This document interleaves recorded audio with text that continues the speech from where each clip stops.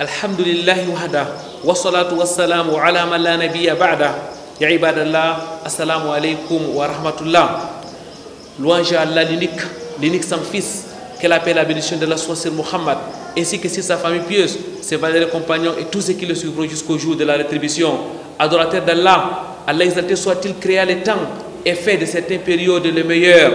De tous les jours de l'an, les 10 premiers jours de Zulhijjah sont les meilleurs. Des jours au cours desquels les œuvres sont plus aimées du miséricordieux. Des jours par excellence du pèlerinage, du sacrifice, de glorification à l'endroit d'Allah exalté soit-il, du jeûne, mais aussi de toute autre adoration.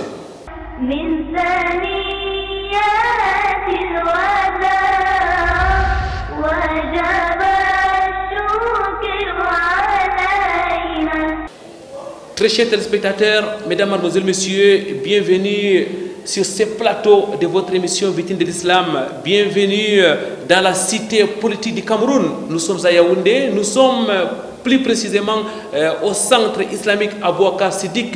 Nous sommes dans la mosquée du 10 centre où nous réalisons cette émission.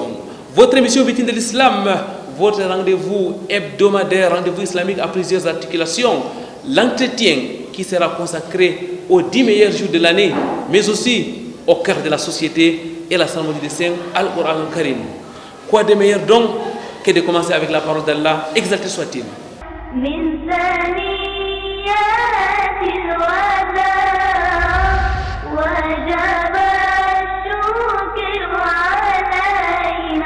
أعوذ بالله من الشيطان الرجيم.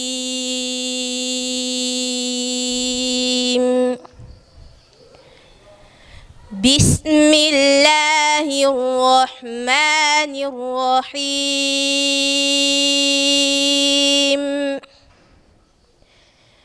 والفجر وليال عشر والشفع والوتر والليل إذا يسر هل في ذلك قسم لذي حجر ألم تر كيف فعل ربك بعاد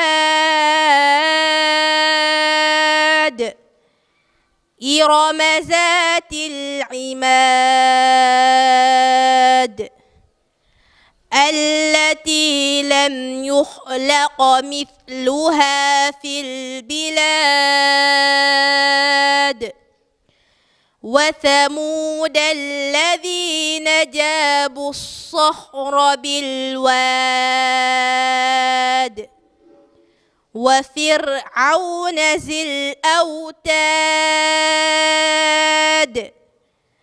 الذين طغوا في البلاد فأكثروا فيها الفساد فصب عليهم ربك سوط عذاب إن ربك لبالمرصاد فأما الإنسان إذا ما ابتلاه ربه فأكرمه ونعمه فيقول ربي أكرمن وأما إذا ما ابتلاه فقدر عليه رزقه فيقول ربي أهانن كلا بل لا تكرمون اليتيم ولا تحاضون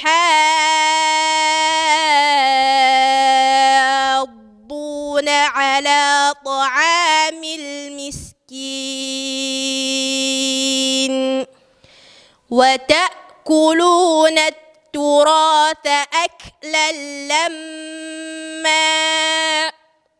وتحبون المال حبا جما من ثنيات الوداع وجب الشكر علينا. رب اشرح لي صدري ويسر لي امري واحلل عقدة من لساني يفقهوا قولي. اللهم لا علم لنا الا ما علمتنا انك انت العليم الحكيم. ربي زدني علما. Mesdames, Mademoiselles, Messieurs, une fois de plus, ahlan wa sahlan wa marhaban bikoum. Bienvenue sur ce plateau de votre émission Vitrine de l'Islam. Nous l'avons dit, nous sommes dans la cité politique du Cameroun. Nous sommes au centre Abouaka Siddiq d'Abom, dans l'arrondissement de Yaoundé 5e. Nous allons aborder aujourd'hui, actualité oblige, des 10 meilleurs jours de l'année. Et nous sommes en compagnie de Cheikh Hamza Pempeme, enseignant, imam et prédicateur sur le triangle national. Cheikh Hamza est diplômé de la très célèbre université islamique de Médine. Cheikh Hamza est aussi traducteur. Assalamu alaikum wa rahmatullahi wa barakatuh, Cheikh Hamza. Wa alaikum assalam wa rahmatullahi wa barakatuh. Cheikh Hamza, je dois déjà rappeler à l'ensemble de nos téléspectateurs que vous avez soutenu il y a encore quelques jours votre Master 2 en langue arabe, option didactique du côté de l'université de Maroua. Nous tenons donc à vous féliciter, à prier à l'exalté soit-il, de faire en sorte que vous puissiez finir avec la thèse. Mais avant d'entrer véritablement dans les vifs du sujet de cette émission, Cheikh Hamza, est-ce que vous pouvez partager avec nous l'objet de votre recherche dans le cadre de ce Master 2? Alhamdulillah Rabbil Alamin, salatu wa salam ala mab'outh rahmatan lil alamin, nabiyyina wa habibina Muhammadin wa ala alihi wa sahbihi ajma'in wa ba'd. Je dois d'abord remercier Canada International. Ça fait quelques mois d'absence. Nous retrouvons le plateau des Vitrines de l'Islam. Nous prions qu'Allah fasse que ceux qui l'ont initié depuis des années en trouvent les récompenses. Pour ce qui est du master, c'est un master dédié en didactique des langues secondes, en didactique de la langue arabe sous forme de langue étrangère. Donc le mémoire portait sur la problématique des interférences langagières entre le français et l'arabe et son impact chez les apprenants de l'arabe au sud du Cameroun. En gros, c'est les difficultés que les apprenants de la langue arabe comme langue seconde rencontrent lorsqu'ils veulent s'exprimer et qu'il y a interférence de la langue française, qui est leur première langue, dans leur production orale et écrite, lorsqu'ils étudient la langue arabe. Voilà en quoi se résume le travail de recherche. Qu'Allah vous récompense, frère Hamza, et qu'il bénisse vos travaux. Peut-être qu'un de ces jours, on reviendra de long en large sur ces mémoires afin de partager l'objet de votre recherche à l'ensemble de nos téléspectateurs. Parce que la langue arabe, faut-il le dire à haute voix, c'est la langue officielle des musulmans. C'est la langue par laquelle le Coran Karim a été révélé. Cheikh Hamza, aujourd'hui, nous allons parler des 10 meilleurs jours de l'année. Mais de quel jour s'agit-il exactement, frère Hamza? Je voulais de prime abord lever un équivoque que je lève depuis des années d'ailleurs. La notion de cheikh, c'est une notion très lourde. Appeler quelqu'un cheikh, je crois qu'il y a assez d'étapes à traverser. Moi, bon, j'essaie de comprendre le contexte camerounais veut que celui qui enseigne la religion est appelé cheikh. Pour répondre à votre question, je crois que je vais juste répéter ce que vous avez dit tout à l'heure. Allah Azza wa Jalla dit dans le Coran, wa rabbuka yakhluqu ma yasha wa yakhtar. Ton Seigneur crée ce qu'il veut et il choisit. Allah a choisi, Allah a créé le monde, il a créé les jours. Il a choisi les 10 premiers jours de Zulhijjah comme les meilleurs jours de l'année. Qu'est-ce qui atteste? Nous aurons le temps de revenir dessus tout à l'heure, Inch'Allah. Cheikh Hamza, lorsqu'on fait des affirmations en islam, on doit rapidement rentrer dans nos sources, dans le Coran al-Karim, mais aussi dans la tradition du prophète Muhammad sallallahu alayhi wa sallam. Que dit Allah, que dit son prophète par rapport aux 10 meilleurs jours de l'année? Pour comprendre la valeur des 10 premiers jours de l'année, je pense que la première chose, c'est d'abord les situer dans le contexte. Ces 10 jours qui se trouvent dans un mois qui est compté parmi les mois sacrés. Le mois de Zulhijjah fait partie des mois sacrés. ce qui atteste déjà de la valeur et de la grandeur de ce jour. Deuxièmement, c'est parmi ces 10 jours qu'on accomplit le dernier pilier de l'islam qui est le pèlerinage. C'est dans ces 10 jours qu'on retrouve le jour durant lequel les adorations en termes de jurisprudence ont été clôturées. On reviendra dessus tout à l'heure. Et pour ce qui est des textes fondamentaux, qui est texte de la valeur du jour, Allah Azza wa Jalla dit dans le Coran wal fajr wa layalin ashr. Il jure par l'aube et il dit et par les 10 nuits. Alors, Ibn Abbas, qui est Turjuman du Coran, qui est le commentateur du Coran, pour qui le Messager sallallahu alayhi wa sallam a fait les invocations, nous dit que les 10 nuits par lesquelles Allah a juré ici sont les 10 premiers jours du mois de Dhul Hijjah. Maintenant, pourquoi Allah emploie nuit à la place des jours? Ce sont des considérations sémantiques qu'on ne va pas s'attarder dessus. Les deux peuvent s'employer. On peut parfois employer al-yawm ou bien al-layl en arabe pour parler de l'un et de l'autre à la fois. Donc, et vous savez que dans la langue arabe, il est permis que le serment soit lui-même son objet.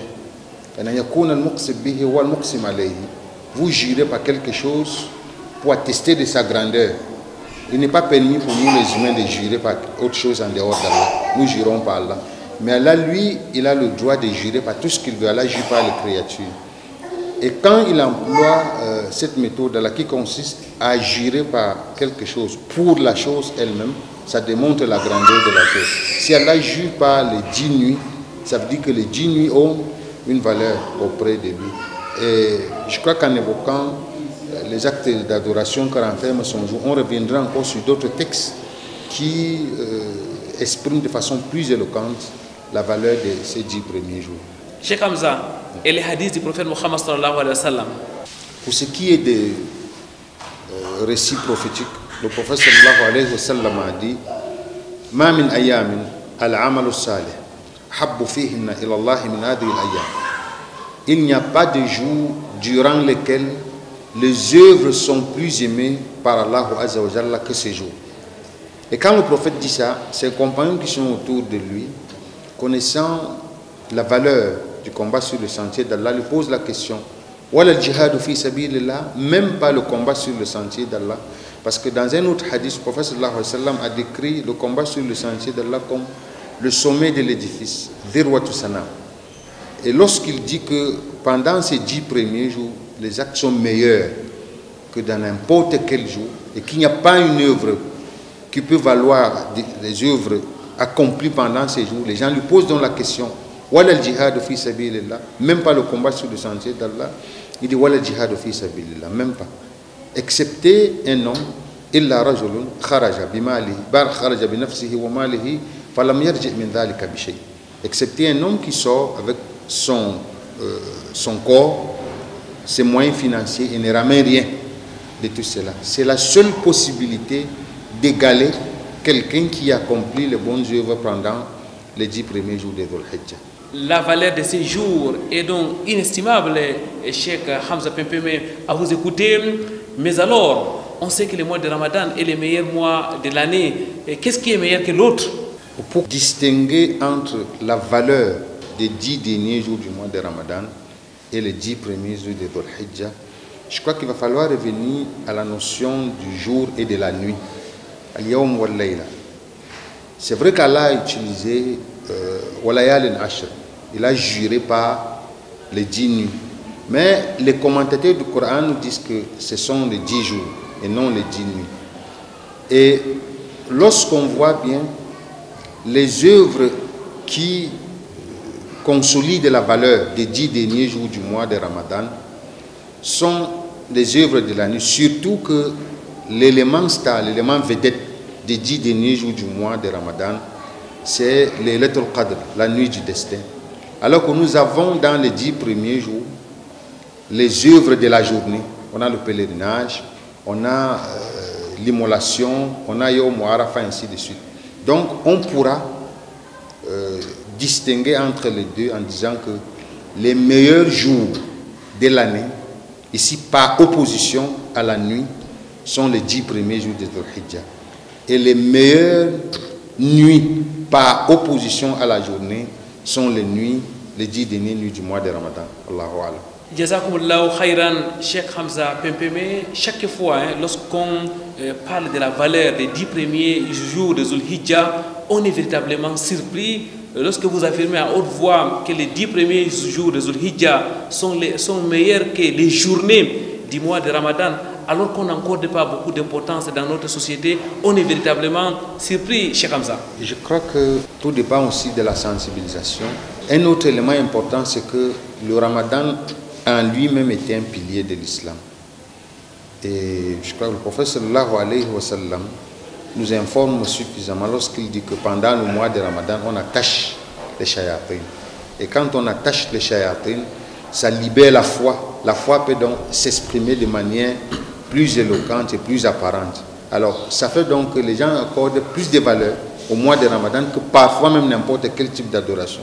C'est par exemple dans le mois de Ramadan que nous voyons des musulmans qui ne prient même pas, qui nous rejoignent à la mosquée. Il y a une expression devenue célèbre dans la mosquée, dans la communauté, les musulmans ramadaniens. Donc, c'est tout de même très normal. C'est évident que les gens accordent plus d'importance au jour du mois de Ramadan, à ces nuits et tout ça, plus que les 10 premiers jours de Dhul Hijjah. Jazakumullahu khairan, merci pour cette analyse, Cheikh Hamza Pempeme.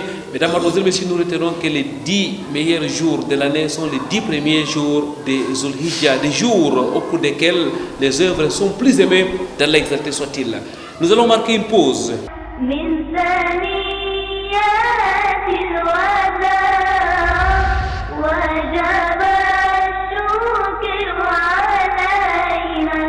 Alhamdulillah wa kafa wa salatu wa salamu ala nabiyhi al-Mustafa wa ala alihi wa sahbihi wa man tala.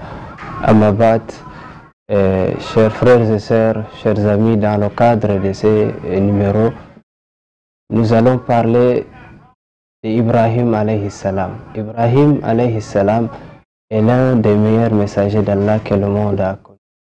Il est considéré comme le deuxième après notre prophète sallallahu alayhi wa sallam Muhammad. Parmi les 5 meilleurs messagers qu'Allah il qualifie de doués de fermeté ulul azmi min ar-rusul. En vertu de ses qualités exceptionnelles et variées, Ibrahim alayhi salam est considéré et qualifié de Ummah aussi par Allah, c'est-à-dire qu'en lui seul il représente toute une communauté.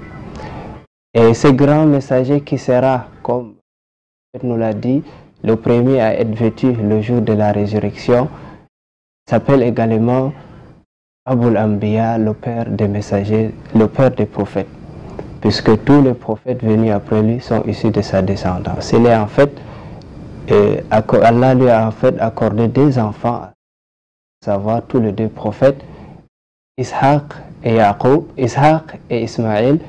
De la lignée d'Ishaq est sorti le plus grand nombre de prophètes, dont les prophètes de Bani Israël, et de la lignée d'Ismaël est sorti le dernier prophète, notre bien-aimé Muhammad alayhi afdalus salati wa azkat taslim. Ibrahim est né dans la ville de Babylone, l'actuel Irak, et il a trouvé son peuple, ses peuples en train d'adorer des idoles. C'était des idolâtres. Ils adoraient principalement les étoiles, puisque les étoiles n'étaient pas tout le temps disponibles, ils ne les observaient pas tout le temps. Ils ont fait leur représentation sur la terre sous forme de statues dont ils adoraient également. Et ils adoraient enfin leur roi Namrud, qui se considérait d'ailleurs comme la divinité supérieure à toutes les autres divinités. Dès son tendre enfance, il contestait déjà l'adoration des idoles, comme Allah le dit dans le Coran. وَلَقَدْ آتَيْنَا إِبْرَاهِيمَ رُشْدَهُ مِنْ قَبْلُ وَكُنَّا بِهِ عَالِمِينَ. Nous avons placé Ibrahim sur le droit chemin bien auparavant, c'est-à-dire dès l'enfance, et nous en avons pleine connaissance. Alors, quel a été le combat d'Ibrahim alayhi salam? Nous allons le voir avec son père, avec son peuple, avec le roi, et nous allons voir cela dans le numéro qui va suivre.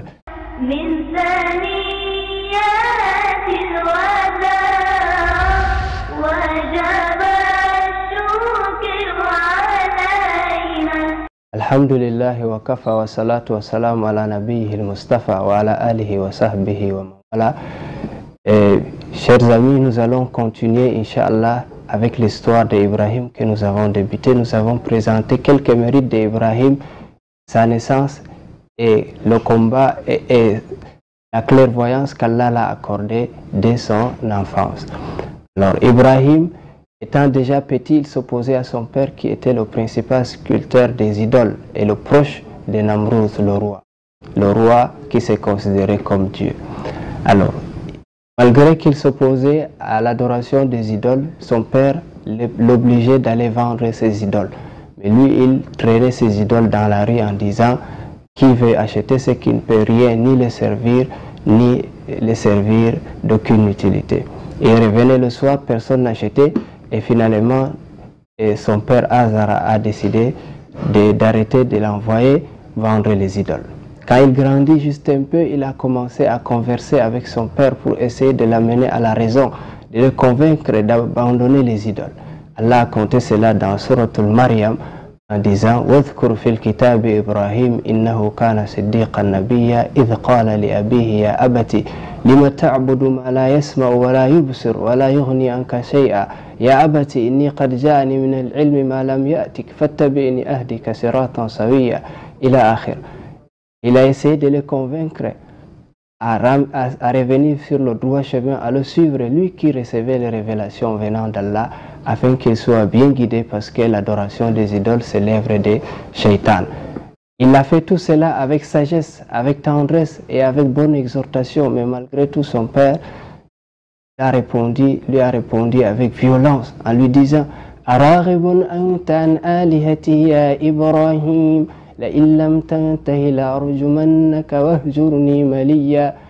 Est-ce que tu éprouves des dédains, de la haine contre mes idoles, ô Ibrahim?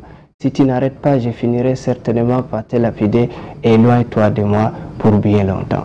Alors Ibrahim alayhi salam n'a pas du tout baissé le bras, il a continué son combat envers son peuple également, avec d'une manière très astucieuse. Ce peuple qui était en train d'adorer des étoiles, il est venu un jour les trouver en train d'adorer ces idoles. Il pointa une étoile et dit « Moi, voici mon Seigneur ». Alors, juste après l'étoile a disparu, il dit « Moi, je ne peux pas prendre comme Dieu des choses qui disparaissent ». Après, cela, il a encore indexé la lune. Et la lune a disparu également. Il dit « Si mon Dieu ne me guide pas, je risque d'être parmi les gens égarés ». Par après, il a choisi le soleil. Il dit, voilà mon soleil qui est grand, mon Dieu qui est plus grand. Et par après, quand le soleil le soir disparaît, il dit, alors, ô mon peuple, je me désavoue de ce que vous adorez en dehors d'Allah. Moi, j'adore Allah seulement, qui est le créateur des cieux et de la terre. Je ne suis point du nombre des gens qui l'associent. Et c'est comme ça que son peuple a essayé de disputer avec lui, mais il a eu dessus sur eux. Nous allons voir la suite de son combat. À la prochaine fois, Inch'Allah.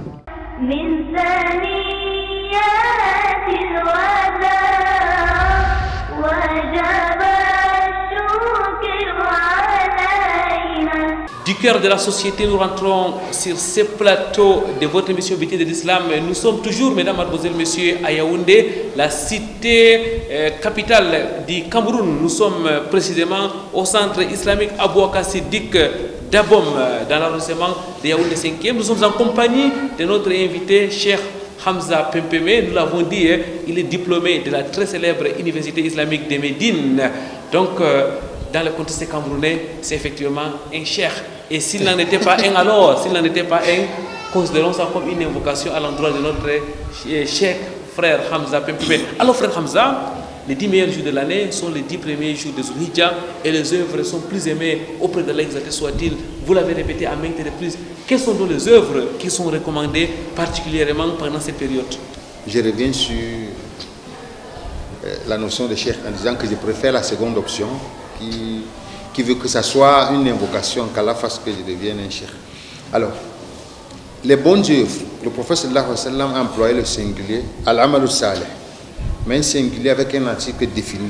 Ça veut dire que ça englobe l'ensemble des bonnes œuvres. Et la plus bonne des œuvres dans l'adoration, ce sont des œuvres obligatoires. Allah Azza wa Jalla a dit وَمَا تَقَرَّبَ عَبْدِي بِشَيْءٍ أَحَبُّ إِلَيَّ مِمَّا افْتَرَضْتُهُ عَلَيْهِ. Mon serviteur ne s'est jamais rapproché de moi avec une chose plus que ce que je lui ai imposé. Donc plus vous faites des œuvres obligatoires, plus vous vous rapprochez d'Allah Azza wa Jalla. Voilà pourquoi ce qui est recommandé au préalable pendant les 10 premiers jours, c'est de se rassurer de la bonne pratique des 5 piliers de l'islam. Accomplir les 5 prières à l'heure. D'abord, avant ça, la purification de la foi. Il ne leur a été ordonné de n'adorer qu'Allah, lui voit un culte exclusif. Ici, on parle du dogme. Il faut purifier son dogme, s'éloigner de tout ce qui peut compromettre l'unicité d'Allah, la voyance, le charlatanisme et autres, associer Allah à une autre créature dans ses discours, ainsi de suite. Suite à quoi, les 4 autres piliers doivent être, pour eux, ceux qui sont à mesure d'accomplir tous les 4, doivent être respectés et accomplis d'une très bonne manière.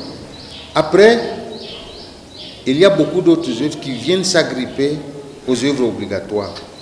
Par exemple, le jeûne, les hadiths ont été rapportés là-dessus, même s'il y a un problème d'authentification pour beaucoup d'autres, on ne va pas s'attarder là-dessus, mais ce que les savants contemporains, comme anciens disent, c'est que al-amalu salih, la notion de bonne œuvre renferme tout ce qui est bonne œuvre en islam, que ce soit le jeûne, que ce soit les takbirat.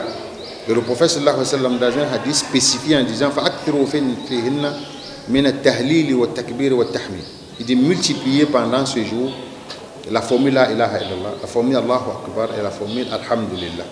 Voilà de façon ramassée quelques œuvres qui peuvent être utiles. À vous écouter, frère Hamza Pempeme, toutes les bonnes œuvres sont recommandées, mais particulièrement les œuvres obligatoires, c'est-à-dire accomplir ces 5 prières quotidiennes, mais aussi rester sur le dogme authentique.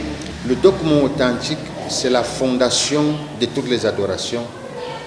On peut œuvrer des montagnes et le jour de la résurrection, lorsqu'on vérifie le dogme qui est le socle qui porte toutes ces œuvres, on se rend compte autant pour moi que le dogme n'est pas bon. D'office, toutes les autres œuvres qui s'adossent sur le dogme sont annulées. Donc c'est par là qu'il faut commencer. Voilà pourquoi certains savants conseillent même de commencer par un repentir sincère. Il faut se repentir des mauvaises œuvres, de ses péchés et envisager une reconstruction interne de soi qui commence par la purification, la réforme de son dogme. Après cela, il faut arriver aux autres œuvres qui sont la prière, la zakat, le jeûne. Nous ne sommes pas en période de jeûne, mais il y en a qui peuvent se retrouver dans la zakat, c'est moi, et le pèlerinage.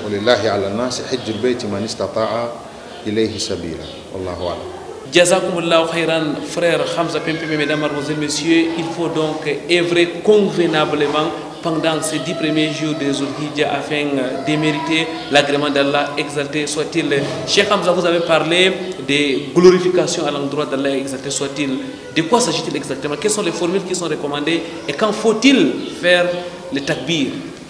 Avant d'arriver aux formules, il faut rappeler que c'est aussi un acte recommandé de façon particulière. En dehors des actes obligatoires que nous avons évoqués tout à l'heure, il a été rapporté que Ibn Omar, dont on connaît l'engagement dans la limitation du messager sallallahu alayhi wa sallam, lui et Abu Huraira, ils sortaient de chez eux pendant les 10 premiers jours pour faire le takbir dans les marchés et les lieux publics en signe d'exhortation, et les gens les suivaient donc en faisant ces takbir. Il a été aussi rapporté que Omar ibn al-Khattab, lorsqu'il était à Mina, ainsi que d'autres sahaba avec lui, on écoutait comment il prononçait le takbir. Il a été aussi rapporté que le takbir effectué de façon spécifique après les 5 prières obligatoires commençait le jour de Arafat jusqu'au 13e jour du mois de Dhul Hijjah. Alors la formule c'est Allahu Akbar, La ilaha illallah, Allahu Akbar, Walillahi alhamd. Ça c'est une formule. Une autre est rapportée avec Allahu Akbar 3 fois. C'est-à-dire au lieu de 2, on prononce 3 fois. Et je crois qu'il faut rapidement ici citer un détail qui est très important. Beaucoup de gens ont innové des formules qui n'ont pas été rapportées des takbir. Et quand vous les écoutez, en les traduisant dans nos langues les plus proches, vous comprenez que ce ne sont pas des expressions de takbir. Takbir, en arabe, c'est le substantif qui est dérivé du verbe kabbara, c'est-à-dire dit Allahu Akbar. Alors, quand dans nos formules de takbir, le jour de la fête, on entend wa sallallahu ala sayyidina Muhammad, wa ala ali sayyidina Muhammad, wa ala azwaji sayyidina Muhammad, qui sont des formules de prière et d'invocation pour le messager, sa famille et ses compagnons. Ce ne sont pas les formules de takbir.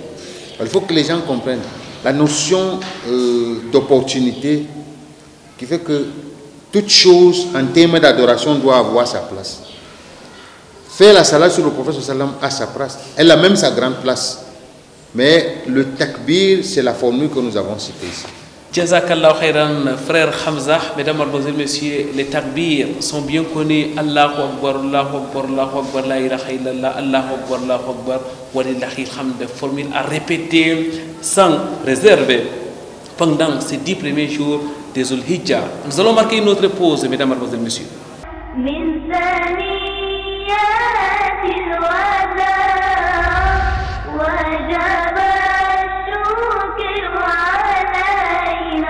Lancement solennel de la première colonie de vacances au centre Abouaka Siddiq Dabom. Nous sommes dans le 5e arrondissement de Yaoundé. Ce dimanche 4 juillet 2021. Parents, élèves, enseignants et responsables du centre ont répondu présents à la cérémonie d'ouverture. Ce centre est créé pour former les musulmans et les Camerounais en général. Et maintenant, pourquoi ces colonies? C'est pour donner l'opportunité donc aux enfants qui fréquentent durant l'année pour quand même rester avec nous ici pour 2 mois. Et 2 mois pour avoir l'éducation de base concernant l'islam. En réalité, nous sommes partis de l'expérience que nous avons acquise au cours d'une année, parce que le centre a fonctionné déjà 1 an avec des élèves. Et vous avez assisté comme moi aux témoignages de ces enfants, des témoignages émouvants qui ont permis de comprendre que les enfants ont fait des virages à 180 degrés pour être maintenant dans de bonnes conditions. Et c'est pour ça que nous avons voulu que d'autres enfants qui ne peuvent pas être là toute l'année puissent en bénéficier, comme nous sommes pendant les périodes de vacances. Pendant 2 mois, les élèves bénéficieront d'un encadrement particulier. Des jours comme des nuits, un planning est établi avec des enseignements précis conformément à l'islam. Ici, les pensionnaires se réveillent ici à 4h30, ils lisent au Coran jusqu'à 7h. Et après cela, on a un programme de matières islamiques qui débute de 9h à 12h30. Et entre 16 et 17h ici, on continue avec la mémorisation du Saint-Coran. Et après la prière de Aïcha, on continue toujours avec la mémorisation du Saint-Coran. Donc ceci part de samedi à mercredi. Nous avons ici dans le programme, monsieur, le jeudi, un temps réservé pour les activités culturelles qui se déroulent premièrement par le sport. Nous avons le fiqh, nous avons le hadith, nous avons les adab, nous avons la lecture du Saint-Coran. Mais nous mettons plus d'accent dans la lecture du Coran, étant donné que nous voulons que les enfants ressortent avec un minimum ou un maximum de quelque chose, soit juz'am, qu'ils ont bien fixé et bien mémorisé. Et nous avons aussi les adab. Pourquoi? Parce que nous voulons qu'à la fin, l'enfant se sente responsable. Qu'en rentrant chez lui, c'est-à-dire chez ses parents, qu'il ne rentre pas comme il est venu. C'est-à-dire qu'il rentre avec un plus.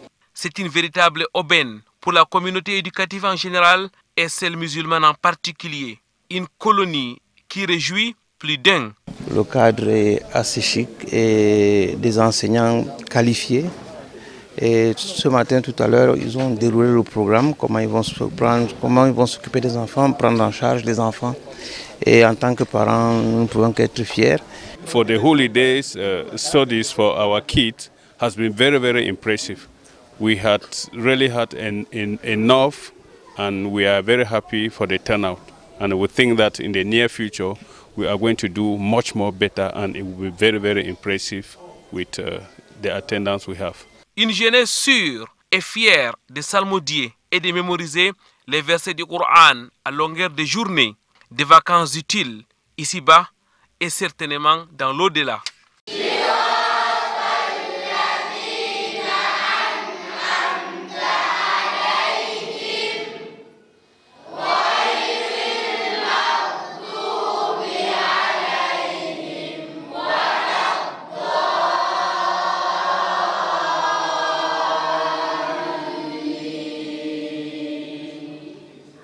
من ثنيات الوداع وجب الشكر علينا. Au cœur de la cité capitale du Cameroun s'élève un grand centre islamique. Le centre Abouakar Siddiq Dabom dans l'arrondissement de Yaoundé 5e est un véritable joyau architectural dédié à l'éducation de la jeunesse. En période scolaire, tout comme pendant les vacances, des dizaines d'élèves sont pris en charge. Avant de faire la fondation de cet centre, j'ai demandé beaucoup à Allah subhanahu wa ta'ala qu'il m'aide pour que mon intention soit uniquement pour ça. Qu'il n'y a pas autre chose derrière ça. Et qu'il envoie les gens qui vont venir faire grandir ce centre. Et je vous le dis avec toute sincérité, Allah subhanahu wa ta'ala, il a exaucé mes doigts. Ce centre vraiment a mis du paquet pour que les enfants soient bien éduqués, pas seulement islamiquement, mais que partout, puisqu'ils fréquentent des écoles formelles, soit primaires, soit secondaires, dans des écoles publiques et privées, qui soient des modèles là-bas, que quand ils arrivent, que les enseignants n'aient pas à revenir sur un certain nombre de choses, qui seront également suivis de ce côté-là, pas seulement au niveau du centre, mais pour savoir exactement s'ils mettent en pratique tous les enseignements reçus. Ça me réjouit une fois de plus, en se rappelant du hadith du prophète sallallahu alayhi wa sallam, Ad-dalu ala al-khayri kafa'ilihi. C'est lui qui oriente quelqu'un à faire le bien, même si lui ne le fait pas, il est comme celui qui l'a fait. Donc, le fait que nous soyons les tout premiers donc, à mettre sur pied cette structure, ça me réjouit davantage. Et que nous prions Allah tabaraka wa ta'ala d'intensifier, de mettre la baraka sur ça et que ça aboutisse. Doté d'une grande mosquée, des dortoirs pour filles et garçons séparés, des logements pour enseignants, le centre est complet et une équipe vouée à l'encadrement des jeunes se déploie avec détermination et professionnalisme. Le centre a pour vocation, n'est-ce pas, de former, d'éduquer, d'encadrer les enfants sur les sciences temporelles et les sciences religieuses. Et c'est un centre, comme on l'a dit, c'est un centre de mémorisation du Coran. Et c'est le tout premier qu'on a dans la ville, n'est-ce pas, de Yaoundé. Et on voudrait, avec l'aide d'Allah, qu'il soit un exemple, un fleuron pour les autres centres qui peuvent naître, n'est-ce pas, partout dans la capitale, afin de pouvoir booster l'encadrement, la mémorisation du Coran pour les apprenants, et également les enseignements religieux. Alors, tout compte fait, toute organisation, tout centre se doit, n'est-ce pas, comme l'islam nous recommande, de s'organiser. Donc, derrière cette organisation, on a 4 grandes entités. Notamment, il y a un conseil d'administration qui est principalement géré par Aladi Issa Yenousabe, qui est le principal promoteur. Il est accompagné, n'est-ce pas, dans sa tâche par les imams et puis aussi par les conseillers dont il a autour de lui. Alhamdulillah, vraiment, c'est une très belle initiative et je dirais même meilleure. C'est la première à Yaoundé, nous n'avons jamais vu une telle initiative, un promoteur camerounais, africain, pouvoir réaliser un tel événement et une telle structure où il a vraiment mis du pactole pour que les choses puissent aller de l'avant. Le premier est à Bamenda et ceci, alhamdulillah, nous sommes déjà à ce niveau. Notre vision, c'est quoi? C'est que ça devient vraiment un centre de référence. Le centre de référence, je veux dire, parce que déjà, alhamdulillah, Allah a facilité aussi qu'on a trouvé un petit terrain à Douala, précisément au bois de Singe, qu'on pense que si Allah nous facilite, on va aussi étendre de ce côté-là. Voilà une initiative sociale louable d'une élite locale responsable dont consciente des enjeux de l'heure. Une opportunité à saisir par tous, un exemple à copier afin de doter à cette communauté des infrastructures dignes de ce nom pour la promotion des valeurs islamiques et civiques. Qu'Allah bénisse. من ثنيات الوداع وجب الشكر علينا.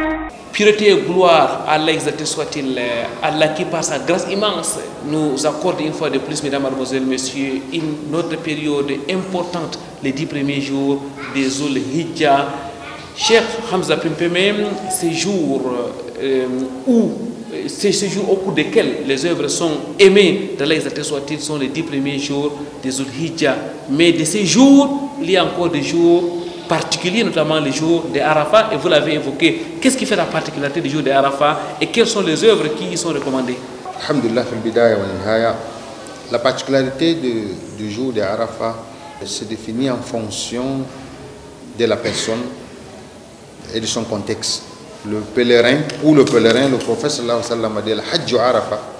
Le pèlerinage, c'est Arafat, c'est-à-dire c'est la station au mont Arafat. Quand vous la perdez, vous l'avez perdu, le pèlerinage. Alors,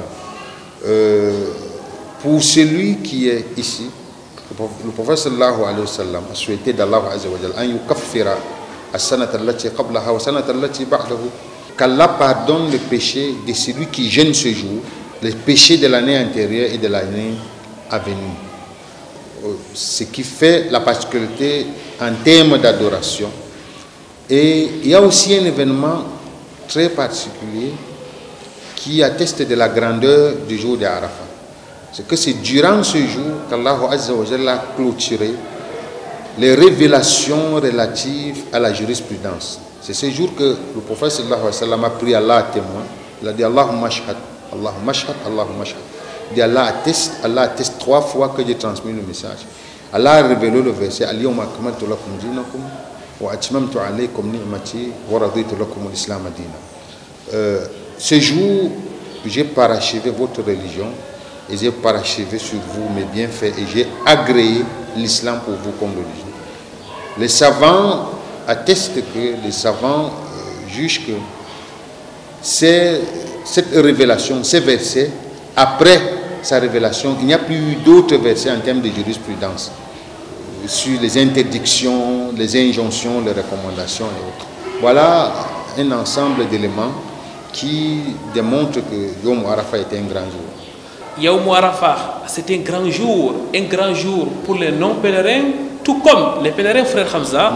Lorsqu'on regarde les rassemblements sur la monticule d'Arafat pendant ce 9e jour de Zul Hijja, ça nous rappelle tout simplement le jour du jugement dernier et la grandeur de cette communauté qui vient des 4 coins du globe terrestre. Atteste non seulement de la grandeur de ce jour, comme vous l'avez dit, c'est un rappel sur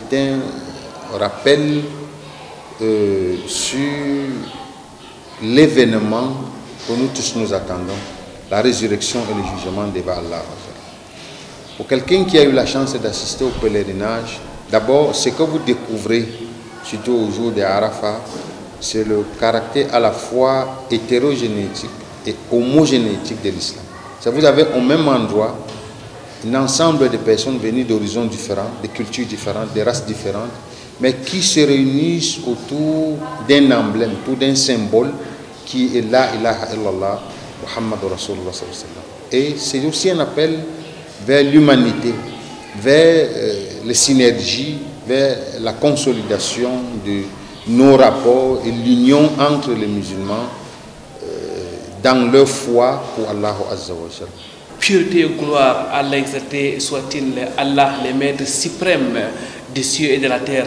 Cheikh Hamza Pimpeme, le jour de Arafat, c'est un grand jour, c'est un jour de rassemblement, c'est un jour aux adorations spécifiques, tout comme le jour de sacrifice, le 10e jour de Zul Hijja. Le jour de sacrifice, Allah dit dans le Coran, Fasalli li rabbika wanhar. Prie pour ton Seigneur et immole. Et le prophète sallallahu alayhi wa sallam lui-même a dit, A'adamu ayyamin indallah yawm an-nahr. Le plus grand des jours auprès d'Allah, c'est le jour du sacrifice. Et il dit aussi que Ma amal ibn Adam ahabbu ila Allah yawm an-nahri min ihraq ad-dam. Wa innahu la yu'ta yawm al-qiyamati bi quruniha wa ash'ariha wa adlafiha. Le prophète sallallahu alayhi wa sallam a dit que le plus grand des jours auprès d'Allah, c'est le jour de l'immolation. Et il dit encore, il n'y a pas une œuvre de fils d'Adam plus aimé auprès d'Allah ce jour que de verser le sang, c'est-à-dire de sacrifier la bête. Alors, non seulement c'est un sacrifice ultime pour Allah Azza wa Jal, mais ça traduit quelque chose de très important, la sacralité de la vie humaine. Parce que si on lance un regard rétrospectif sur l'historique même du sacrifice, de façon très concise, vous voyez que Allah Azza wa Jalla demande à Abraham, qui est le père du monothéisme, Ibrahim alayhi salam, de sacrifier son fils Ismaïl. Et quand Allah nous exhorte à faire quelque chose, en réalité, ce n'est pas la dimension matérielle et physique qui l'intéresse. Donc, ce qui l'intéresse, c'est notre façon, c'est notre disposition à obtempérer. Lorsque Ibrahim obtempère, Allah remplace la bête, il remplace l'humain par la bête, une façon de démontrer que la vie humaine est sacrée. Si elle ne peut pas être sacrifiée pour Allah, elle ne peut pas être sacrifiée pour autre chose. Wallahu alam, et vous le dites si bien, la semaine prochaine, Inch'Allah, nous reviendrons de long en large sur les sacrifices. Frère Hamza Pempeme, vous l'avez dit depuis le début de cette émission, les 10 premiers jours de Zulhijjah sont des jours particuliers, ce sont les meilleurs jours de l'année.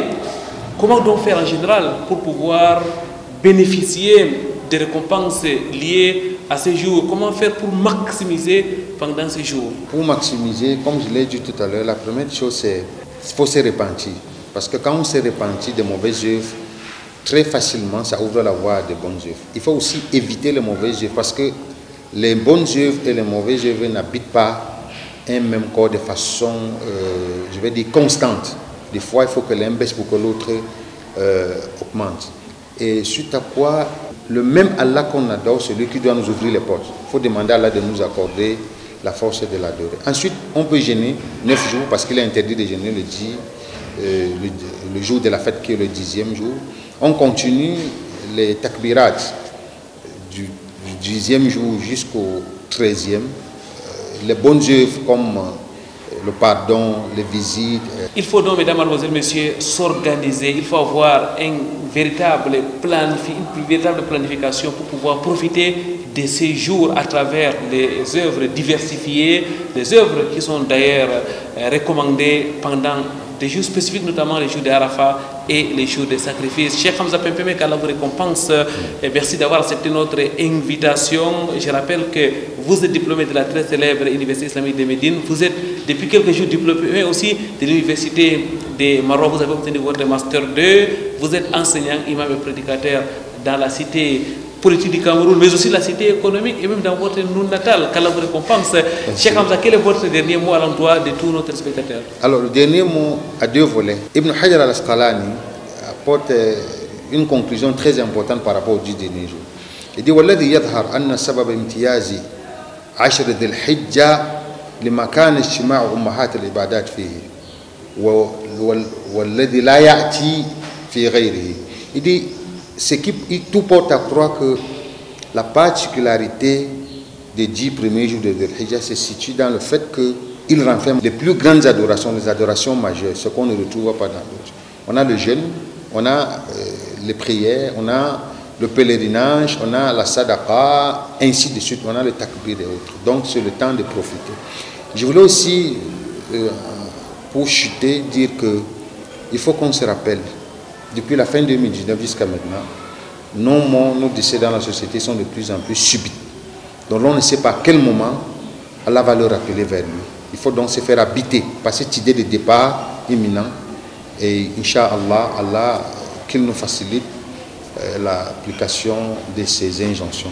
Amin, Thumma Amin. Nous espérons vous revoir très prochainement, Cheikh Hamza, sur ce plateau de l'émission Vitrine de l'Islam. Mesdames, mademoiselles, messieurs, merci pour votre aimable attention. Merci aussi à notre technicien du jour, Lick Vondo, qui s'est occupé de la réalisation de cette émission. Merci aux autorités du centre Abouakar Siddique d'Abom qui nous ont permis d'enregistrer cette émission depuis la mosquée du centre. Mesdames, mademoiselles, messieurs, les 10 premiers jours de Zulhijjah sont les meilleurs jours de l'année. Après les meilleurs mois de l'année, les mois de Ramadan, Allah nous ouvre les portes de sa miséricorde à travers les 10 premiers jours de Zulhijjah. Il faut donc œuvrer matin, midi et soir. Il faut d'abord faire les bonnes œuvres, les œuvres obligatoires, ensuite les œuvres surrogatoires, parmi lesquelles les takbir qui sont particulièrement recommandés pendant cette période. Allahu Akbar, Allahu Akbar, Allahu Akbar, La ilaha illallah, Allahu Akbar, Allahu Akbar, wa lillahi alhamd. Vendredi prochain, ce sera un autre jour. Inch'Allah, une nouvelle émission des vitrines de l'islam. D'ici là, wa'atasimu bihablillahi jami'an wa la tafarraqu. Cramponnez vos câbles d'Allah et ne vous divisez pas. Subhanakallahumma wa bihamdik. أشهد أن لا إله إلا أنت أستغفرك وأتوب إليك والسلام عليكم ورحمة الله وبركاته. الله أكبر الله